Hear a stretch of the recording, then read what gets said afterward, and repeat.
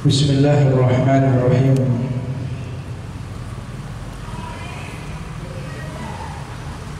Alhamdulillah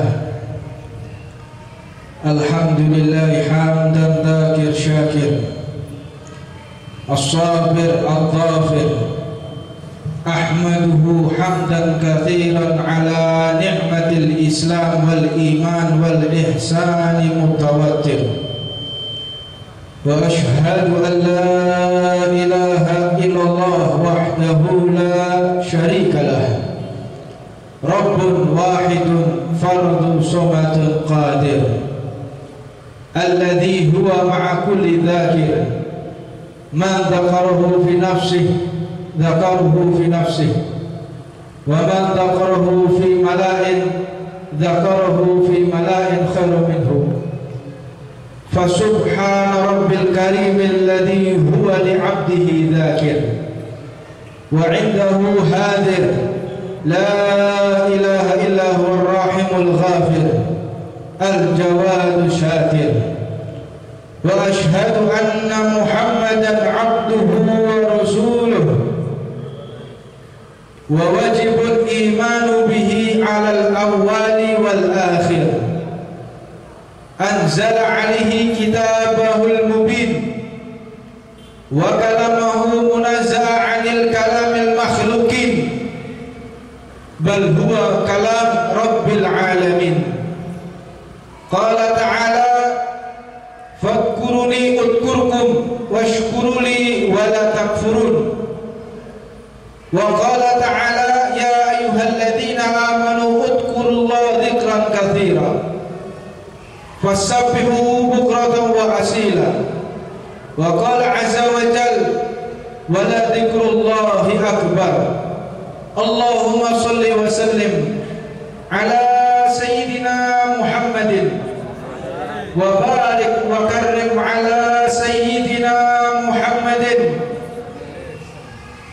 wa ala alihi wa sahbihi ajma'in. Allahumma salli wa sallim ala sayyidina Muhammadin adada musallina alaihi wa adada salawatihim wa ad'afu salawatihim.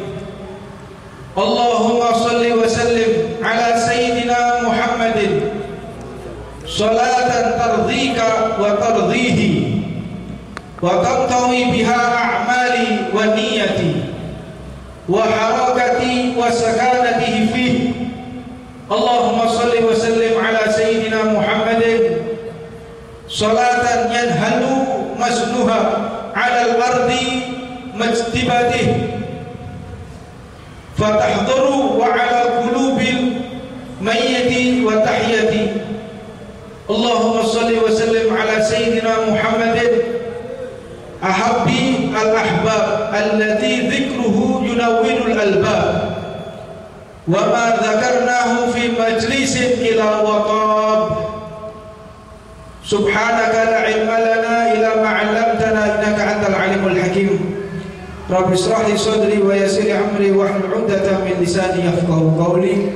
Assalamu alaikum warahmatullahi wabarakatuh. Alhamdulillah, puja dan puji syukur kita haturkan kepada Allah Subhanahu wa taala yang telah memberikan kita hidayah, yang telah memberikan kita inayah, yang telah memberikan kita petunjuk, yang telah memberikan kita rezeki yang tidak akan berkesudahan, yaitu rezeki nikmatnya ilmu Nabi Muhammad SAW. Maka di majelis yang mulia ini kami ingin mengucapkan terima kasih khususnya kepada segenap takmir Masjid Akun Tuban, hafizahumullah wa ra'ahumullah ri'ayatan kamilan fid dunya wal akhirah, amin ya rabbal alamin. Alhamdulillah, sampailah kita di bab masalah tentang bagaimana seseorang itu berzikir. Di sini dikatakan wa saraituhu. Syekh Ali dalam kitabnya Manhajus Salik rahimahullahu ta'ala wa ardhah, wa syaraituhu wa adabahu ay dzikri isrun.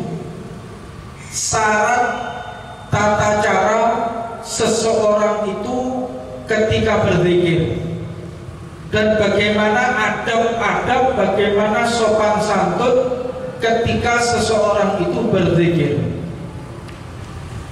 Al-awwal, pertama kali, yaitu at-taubah.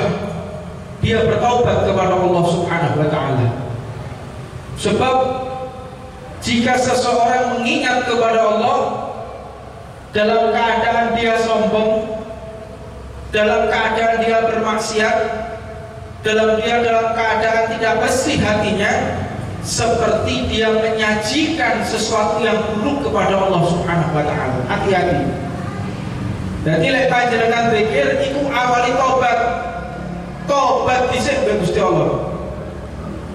Tobat yang benar-benar taubat, sebab orang berzikir langsung ditilik oleh Allah Subhanahu wa ta'ala.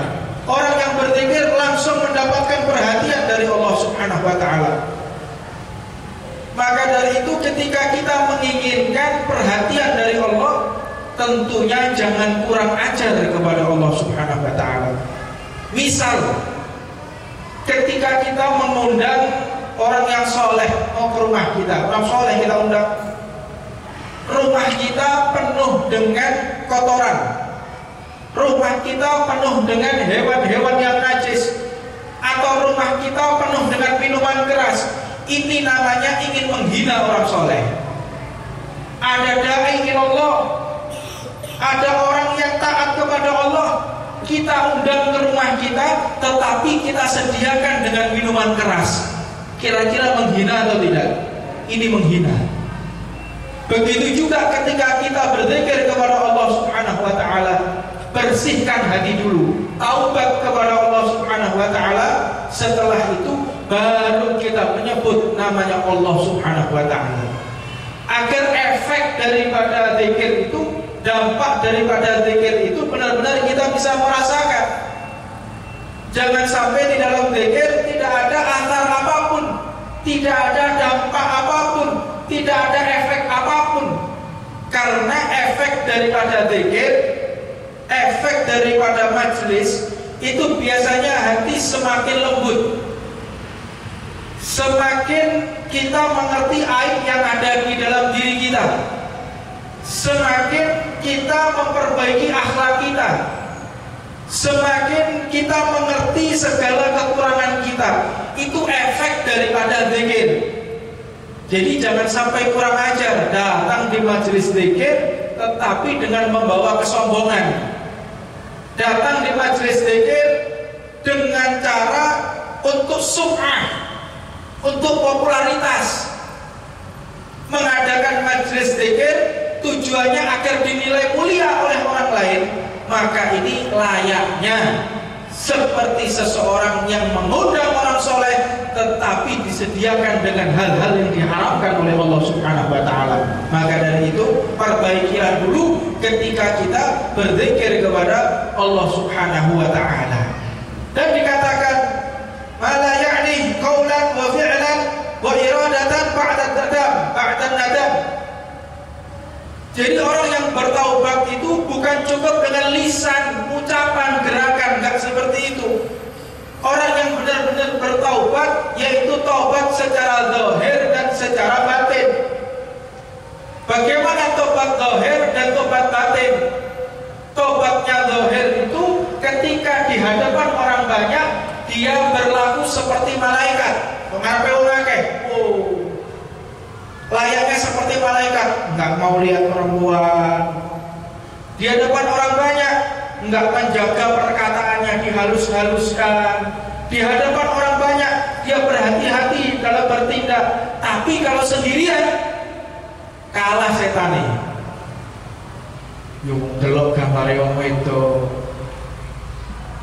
membuka situs-situs yang enggak benar. Lek dhewean koyo ngono. Nauzubillah min dzalik. Ini orang yang mau berzikir, tentunya dia harus bertaubat kepada Allah Subhanahu wa taala. Ini adab akhlak sopan santun yang pertama. Yang kedua, lazumut taharah.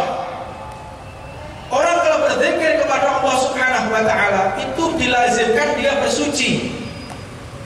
Wa huwal ghusl wal wudhu.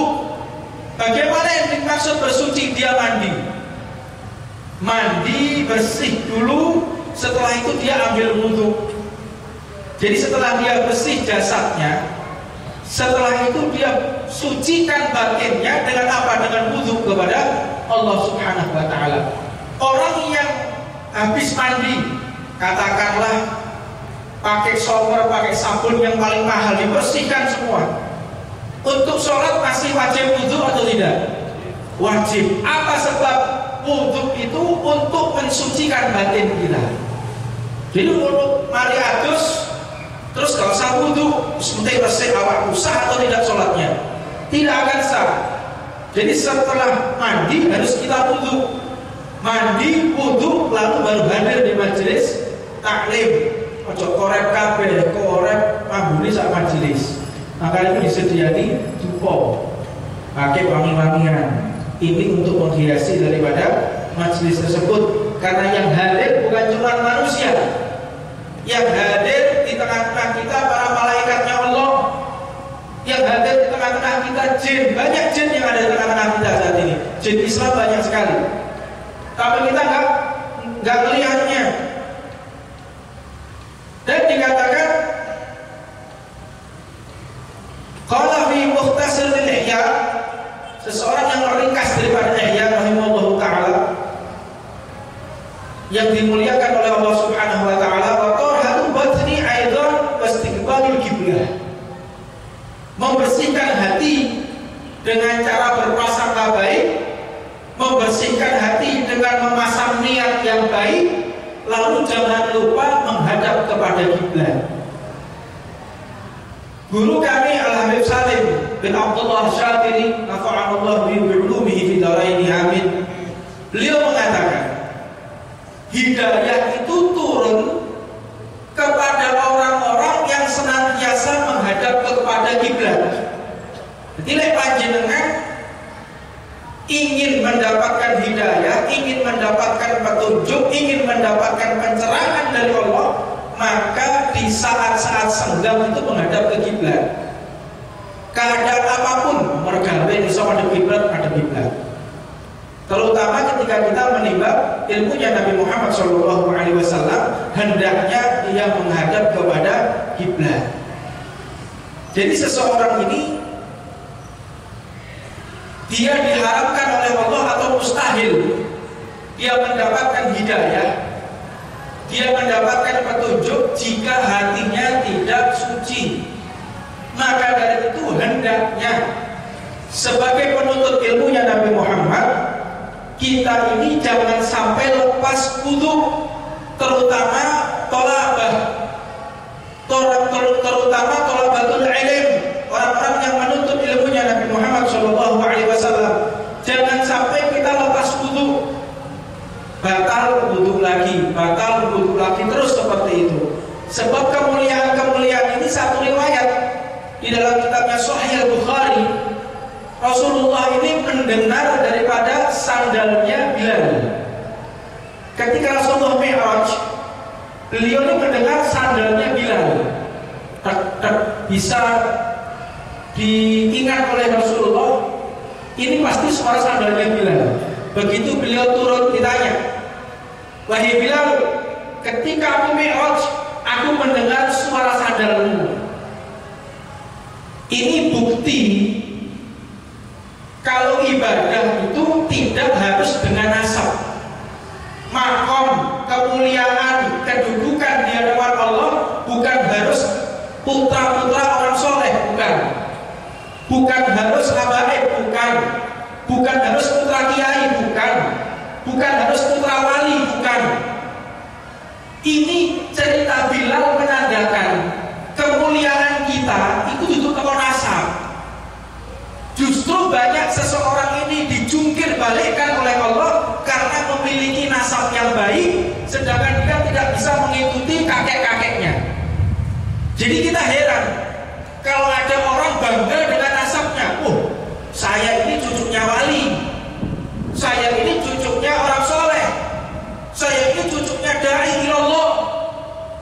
Bangga dengan nasab, maka orang-orang tersebut orang yang akan dihinakan oleh Allah Subhanahu wa Ta'ala. Hati-hati, ojo mentang-mentang putra orang soleh terus kita bisa berbuat sesuatu rapopo, syafaat, tidak, nggak bisa seperti itu. Maka kemuliaan itu dicontohkan oleh Rasulullah SAW dari ibadah kepada Allah. Bilal budak wong ireng negro ireng budak, kedudukannya sandalnya Bilal, teklai Bilal didengar oleh Rasulullah SAW. Apa sebab? Ketika beliau turun ditanya, wahai Bilal, lalu mendengar suara sandalmu, amalan apa yang kau kerjakan? Beliau mengatakan biasa-biasa saja ya Rasulullah. Amalan apa? Insya Allah yang saya kerjakan tidak pernah batal wudhu, tak tahu batal wudhu, dan setelah wudhu langsung sholat sunnah wudhu, sholat sunnatil wudhu. Itu yang mengangkat Bilal di jalan yang ditinggikan oleh Allah Subhanahu wa Ta'ala. Jadi salah jika seseorang ini beranggapan kemuliaan kedudukan dari nasab, salah. Allah Subhanahu wa Ta'ala dalam hadis qudsi, Rasulullah SAW mengatakan, Inna Allah la yanduru ila suwarikum wala ila ajsadikum walakin yanduru ila qulubikum wa niyatikum. Yang dilihat oleh Allah itu bukan bajunya, bukan zahirnya, tetapi di situ adalah niat dan apa yang ada di dalam hatinya. Maka juga dikatakan faedah yang lain. Ketika hadir di majelis, ini hendaknya seseorang menggunakan pakaian-pakaian yang sangat rapi. Ini penting. Jadi kalau orang mengatakan, oh, itu guru saya itu tawadhu. Kenapa kau nilai tawadhu? Karena nggak pernah pakai imamah, gak tahu gak surban, tawadhu guruku itu. Gak tahu gak jubah, tawadhu guruku. Itu salah. Tawadhu itu ada dalam hati, bukan pada pakaian. Kalau pakaian bisa kita untuk menipu orang. Kalau tawadhu ada di dalam hati, dan satu malaikat pun tidak ada yang bisa menilai ini orang tawadhu atau tidak. Tidak ada yang tahu. Ilallah, kecuali Allah. Jadi kita heran, kita itu heran jika ada orang bisa menilai itu gak tawadhu blas. Tahu dari mana kita? Malaikat aja nggak tahu. Raqib atid itu nggak tahu. Yang diperintahkan oleh Allah mencatat amal baik dan buruk seseorang itu nggak tahu. Kapan orang ini ikhlas, kapan orang ini tidak ikhlas, kapan orang ini punya maksud, kapan orang ini tidak punya maksud, kapan orang ini punya tendensi, dan kapan orang ini tidak punya tendensi. Itu tidak tahu raqib dan atid. Cuman mencatat zahir, bukan mencatat batin. Batin urusan Allah Subhanahu wa Ta'ala. Kita sebagai hamba hendaknya menjadi hamba, bukan menjadi Tuhan. Apa itu hamba menjadi hamba, Tuhan menjadi Tuhan? Kalau hamba tugasnya berprasangka baik, kalau hamba tugasnya menutup aib, kalau hamba tugasnya menjaga lisan, kalau hamba tugasnya menjaga hati. Beda dengan Tuhan, beda dengan Allah. Allah itu yang mengkoreksi hamba, Allah itu yang mengadili hamba, Allah itu yang menilai hamba, Allah itu yang menghukum hambanya, Allah itu yang menentukan hambanya, bukan kita. Jadi jangan sampai kita mengklaim, kita menyatakan majelis saya itu majelis yang penuh hikmah, majelis saya adalah majelis yang sangat tinggi kedudukannya di hadapan Allah. Tahu dari mana? Gak ada yang tahu majelis ini diterima atau tidak, ila Allah, kecuali Allah. Untuk itu penting yang namanya tazkiyatun nufus. Syekh Abdul Qadir Jailani radhiyallahu taala anhu banyak diungkap dalam kitabnya Sirrul Asrar. Hati-hati, hati-hati. Syirik yang kecil ini berbahaya, bisa menolak, bisa menangkalkan daripada iman kita kepada Allah Subhanahu wa ta'ala. Hati-hati. Maka dari itu satu riwayat diceritakan Al-Imam Syafi'i, beliau itu ketika dikunjungi murid-muridnya, dikunjungi oleh masyarakat sekitar ke rumahnya Imam Syafi'i, diketok pintunya, buka pintu, assalamualaikum, waalaikumsalam, duduk. Ada kepentingan apa? Tanya dulu Imam Syafi'i, kepentingan apa? Kepentingan pribadi atau kepentingan tentang urusan agama, Al-Quran dan hadis? Wahai Imam, kalau kami mendatangimu, pasti ini urusan hadis, urusan Al-Quran. Tunggu sebentar, kata Imam Syafi'i. Beliau mandi dulu. Setelah mandi, pakai jubah, pakai imamah, pakai semua sunnah, pakai siwak, baru ngomong masalah hadis dan Al-Quran. Ini orang yang mengerti hadis, orang yang mengerti Al-Quran, orang yang mengerti sopan santun. Jadi tiba-tiba ada orang mengklaim, oh ini kakak nggak surban, bagi tawadu, takon bidul. Nggak bisa. Kita tidak ada yang tahu kapan orang itu ikhlas, kapan orang itu tidak ikhlas. Jadi persiapkan fisik kita semaksimal mungkin untuk menyebarkan agamanya Allah Subhanahu wa ta'ala. Pakai, kalau kita telah belajar ilmu, gawe rida, minimal gawe rida di surban. Sebab kalau pakai imamah agak berat, karena ada adab-adabnya dalam kitabnya Bidayatul Hidayah. Imam Ghazali itu ada bagaimana seseorang yang menggunakan surban itu ada hakikat-hakikatnya, ada syarat-syaratnya, ada adab-adabnya. Tapi kalau untuk kita yang awam, terlebih adalah saya, gawe rida. Gawe rida tujuannya untuk apa? Menandai kalau kita ini adalah salah satu pewaris Nabi Muhammad SAW. Jadi leka gawe rida, kami gawe rida ini tawaduk, leka tawaduk berarti salah. Karena tawaduk dan tidak tawaduk yang tahu adalah Allah Subhanahu wa ta'ala. Al-Thalith, adapun yang ketiga, an yastamid bi qalbihi 'inda suru'i fi dzikri bihimmah. Orang kalau zikir itu dengan semangat, bihimmah. Semangat itu bukan dengan fisik. Terutama kalau kita zikrul jalalah, terutama kita berzikir menyebut nama Allah. Beradablah ketika menyebut nama Allah, karena nama Allah ini sangat agung. La sa'ah, tidak akan terjadi hari kiamat di dunia jika seseorang sudah tidak lagi menyebut nama Allah. Satu umat Islam menyebut nama Allah, maka hari kiamat dihentikan oleh Allah Subhanahu wa ta'ala. Itu keagungan daripada kalimat Allah. Kalimat Allah yang bisa menghentikan hancurnya alam semesta. Kasih do kiamat, lek ono umat Kanjeng Nabi mengucapkan kalimat Allah, dan akan datang hari kiamat jika sudah lisan tidak ada mengucapkan kalimat Allah. Ini kalimat yang sangat agung. Apa sebab?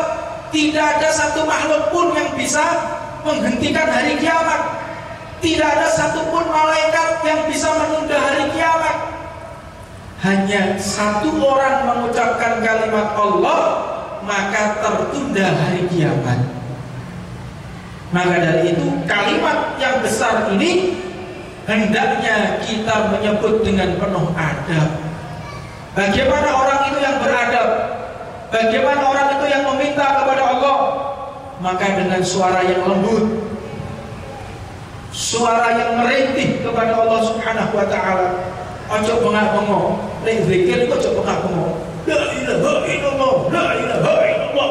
Iki apa zikir apa gelut kira-kira. Jadi kalau berzikir itu dengan hati yang ikhlas, dengan taubat, huzur, bertadabbur, mengerti makna-maknanya, dan lalu merintih kepada Allah, ngemis kepada Allah Subhanahu wa taala. Bahwa kalau Syekh Jibril mengatakan, qaddasallahu sirrah, semoga Allah Subhanahu wa taala mensucikan daripada beliau. Fa idza tada'a bidzikir, ketika engkau mau berzikir, ini yang paling mujarab, yang jarang orang ketahui. Fal yuhadzir suratu syaikhihi fi qalbihi. Orang kalau mau berzikir itu hadirkan wajahnya guru kita. Kalau kita mau berzikir, ingat-ingat wajah Habib Umar, ingat-ingat, masukkan ke dalam hati. Kalau kita berzikir kepada Allah Subhanahu wa taala, guru siapa ya? Guru kita yang paling dekat siapa? Hadirkan, maka akan datang daripada Allah min Allah. Apa sebab? Karena ketika kita mengingat guru-guru kita, tentu guru kita yang lebih dekat kepada Allah Subhanahu wa taala, maka akan terjadi intiwa, menjadi penyatuan batin sampai ke guru-guru kita, dan terus naik sampai ke batinnya Nabi Muhammad sallallahu alaihi wasallam. Maka dikatakan di situ, wa yastamid minhu idza qalbu syaikhihi yukhadi qalba syekh ila hadratin nabawiyah. Karena batin mereka, guru-guru kita itu, mereka itu intiwa, mereka menyatu hatinya kepada Rasulullah sallallahu alaihi wasallam. Ibarat kita memerlukan koneksi, ibarat kita memerlukan tumpangan. Kita butuh tumpangan untuk sampai kepada Allah Subhanahu wa taala. Tidak mungkin seseorang mau jalan kaki ke Jakarta, dia nyampe, tapi sampai kapan? Sampai kita. Tapi perlu waktu yang sangat lama. Tetapi jika kita menghadirkan guru-guru kita, makanya ini pertama kali baca Fatihah pembukaan majelis taklim, nastaftihu jalsah. Aku membuka majelis ini bima fataha, daripada apa yang seperti dibuka di Syekh Sayyidi Habib Umar, di Syekh Sayyidi Habib Jamal. Seperti itu. Seperti ketika seperti mereka membuka majelisnya. Siapa mereka? Habib Umar bin Hafid. Siapa mereka? Habib Jamal. Ketika kita menyandingkan majelis kita kepada guru-guru kita, nyampe, Pak. Tapi lewis duwe majelis gak duwe guru, apa bisa kok? Li syekhi sapa? Ora ono. Makane biar wong lek buka majelis taklim gak duwe guru, terus gurune kitab terjemahan, ya wis salam. Makane isine bid'ah syirik. Sebab al-isnadu minad-din, isnad nasab keilmuan ini sebagai daripada agama, tiang agama. Sebab seseorang itu ketika memaknai hadis, belum tentu dia memaknai dengan makna yang benar, belum tentu. Misal seseorang memaknai hadis seperti hadis yang sangat terkenal, bekerjalah seolah-olah engkau akan hidup selamanya, dan beribadahlah seolah-olah engkau akan mati besok. Iki dalile pengusaha ya, Pak. Oh, kulo kerja kudu tenanan, li ibadah yang kudu tenanan. Masa bisa orang disuruh bekerja keras sedangkan besok dia mau mati? Iso boga? Besok dia mau mati, tapi disuruh bekerja keras, bisa apa enggak? Enggak bisa konsentrasi, besok mati kok. Enggak bisa. Maknanya bagaimana hadis ini? Nah, inilah fungsinya guru, fungsinya penuntun. Makna daripada hadis ini, untuk urusan dunia itu tunda. Apa sebab? Engkau akan hidup selamanya. Tapi kalau untuk urusan akhirat, jangan engkau tunda. Apa sebab? Karena engkau akan mati besok. Maknanya kalau urusan ibadah itu didisikno. Lagi urusan dunia, ojo diwalik, dunia dhisik lagi ibadah, kerja dhisik lagi sembahyang, maka tidak akan sampai kepada Allah Subhanahu wa taala. Dan juga dia dikatakan juga wa qalbu Nabi sallallahu alaihi wasallam, sedangkan hati Nabi Muhammad sallallahu alaihi wasallam daimun, pasti selamanya abadi, tawajjuh ila hadrati ilahiyah. Nabi itu hatinya selalu menghadap kepada Allah Subhanahu wa taala. Maka cepat dikabulno. Kita memiliki penyatuan kepada guru-guru kita. Guru-guru kita menyambung kepada guru-gurunya. Guru-gurunya menyambung sampai kepada Rasulullah sallallahu alaihi wasallam. Langsung cepat prosesnya sampai kepada Allah Subhanahu wa taala.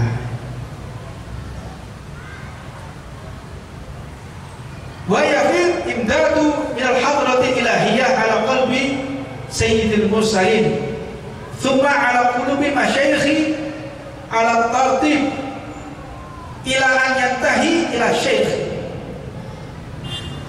Jadi ini lazim kita memiliki intiwa, memiliki penyatuan batin kepada guru-guru kita. Banyak seseorang itu yang tidak mendapatkan kedudukan, tidak mendapatkan kemuliaan karena dia melawan guru-gurunya. Banyak. Dan banyak ahli maksiat, tapi dia tawadhu kepada orang soleh, dia tawadhu kepada para wali Allah, maka mendapatkan kemuliaan. Di antaranya siapa? Murid Sayyidina Mahdum Sunan Bonang. Siapa? Kalijogo, Sunan Kalijogo. Ma'ruf, semua orang tahu. Karena adab, akhlak kepada orang soleh, taat atas ucapan gurunya. Iki lho, tungkatku tunggoni. Ini yang mengingkari ini orang-orang yang hatinya penuh kefasikan juga. Ini sejarah ini. Bertahun-tahun tidak makan, tidak minum, dipun delok ketok. Tawasul atas adab, tawasul kepada sopan santunnya, maka dibukakan pintu-pintu yang disembunyikan oleh Allah Subhanahu wa taala. Wa yaftahu alaina futuhal arifin, amin ya rabbal alamin. Mudah-mudahan Allah Subhanahu wa taala membukakan pintu-pintu yang disembunyikan oleh Allah Subhanahu wa taala. Maka kita juga bisa melihat cerita Nabi Allah Musa ketika dipanggil oleh Raja Fir'aun, mau diadu oleh penyihir-penyihirnya. Maka penyihir tadi ketika dihadapkan dengan Nabi Musa, maka beliau dalam hatinya akhlak, ini penyihir, kahin, dukun, gak duwe iman, tidak memiliki akhlak, tidak memiliki apapun, tetapi memiliki adab. Akhlak sama adab beda. Kalau akhlak barometernya adalah Al-Quran dan hadis. Kalau adab tidak bisa menyamai akhlak. Budi pekerti beda dengan akhlak. Sopan santun beda dengan akhlak. Kalau sopan santun, kata ini bisa digunakan oleh bangsa manapun. Kalau adab, perilaku bisa digunakan oleh bangsa manapun. Tetapi kalau akhlak hanya bisa digunakan oleh umat Nabi Muhammad SAW. Karena definisi akhlak adalah yang sesuai dengan Al-Quran dan hadis. Kalau sopan santun menurut bangsa Indonesia, sopan santun menurut orang Amerika berbeda. Sopan santun memakai pakaian orang Indonesia dengan orang India berbeda.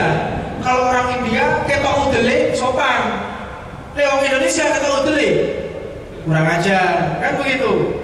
Jadi sopan santun itu tidak bisa digunakan, akhlak itu tidak bisa digunakan kepada semua bangsa, hanya untuk orang yang beriman kepada Allah, yang sesuai dengan Al-Quran dan hadis.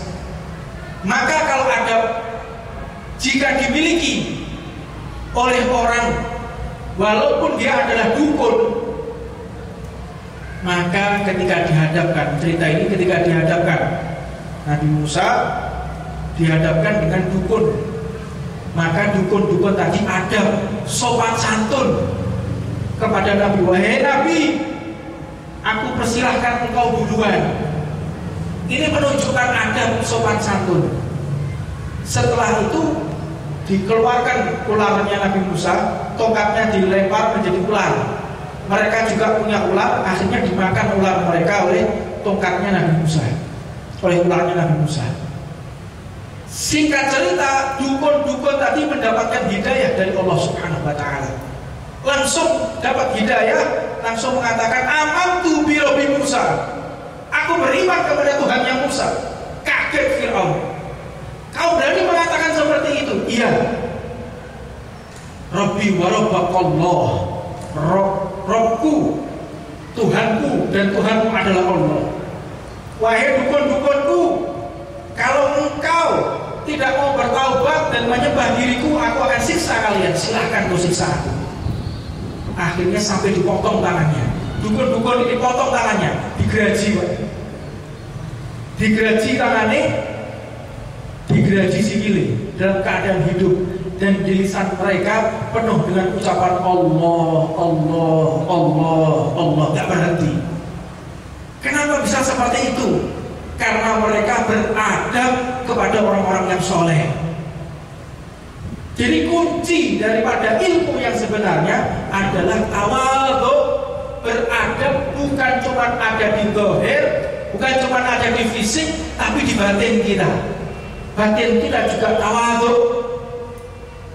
Batin kita juga menghargai mereka, karena yang memberikan hidayah adalah Allah. Iki dukun beradab kepada orang soleh dengan adab yang ikhlas dari batin, maka dia mendapatkan yang namanya hidayah, mendapatkan iman dari Allah Subhanahu wa Ta'ala. Bisa sekuat itu imannya. Apa sebab? Karena akhlak kepada orang-orang yang soleh. Makanya penting yang namanya adab.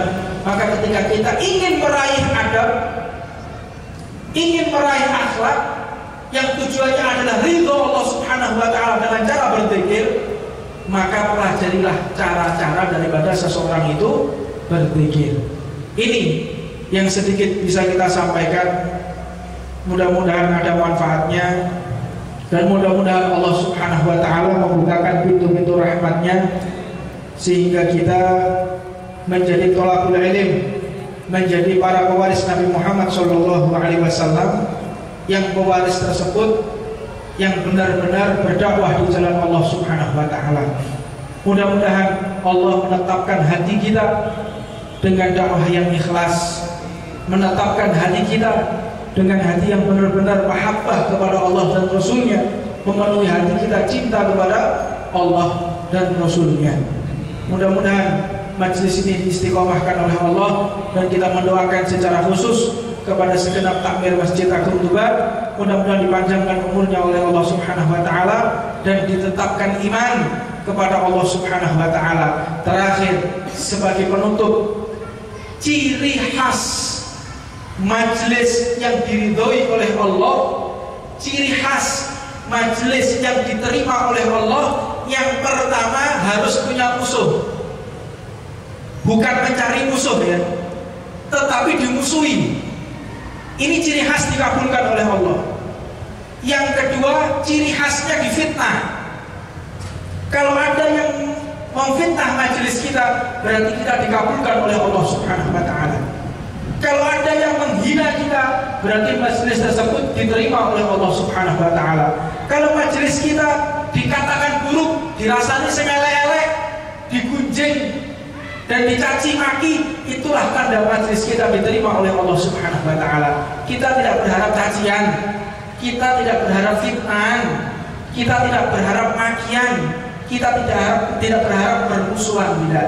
Tetapi ciri khas seperti itu. Dalilnya siapa? Nabi Muhammad SAW. Sebelum Nabi Muhammad ngajar, sebelum Nabi Muhammad punya majelis, Nabi Muhammad itu disanjung-sanjung. Orang-orang kafir pun menyanjung, orang kafir pun menitipkan harta kepada Rasulullah.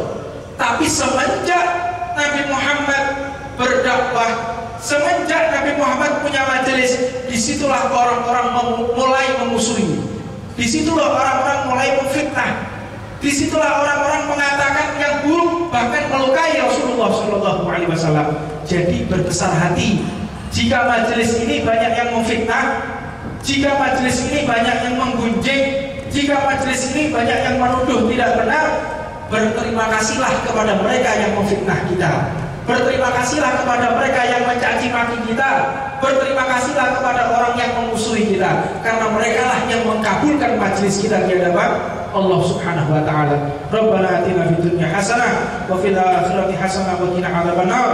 Wa 'ala mana wa sayyidina Muhammad sallallahu alaihi wa 'ala mana kullu zaman wa 'ala mana wa sayyidina wa maulana wa murabbi arwahina sayyidina Mahtum Ibrahim sallallahu alaihi wa ila hadratin Nabi Muhammad sallallahu alaihi wasallam. Sirul Fatihah.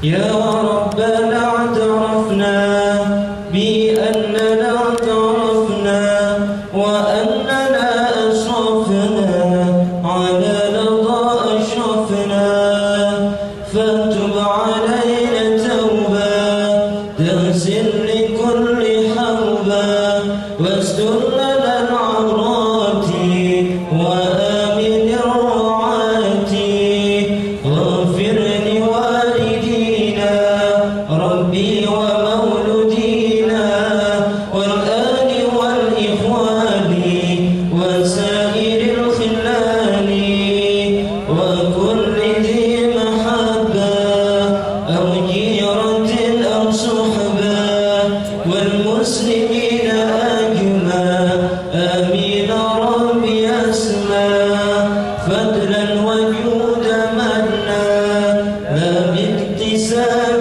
منا بالمصطفى الرسول نهضى بكل سون صلى وسلم ربي عليه عند الحب وآله وصحبه عدد طاس صحبي والحمد لله في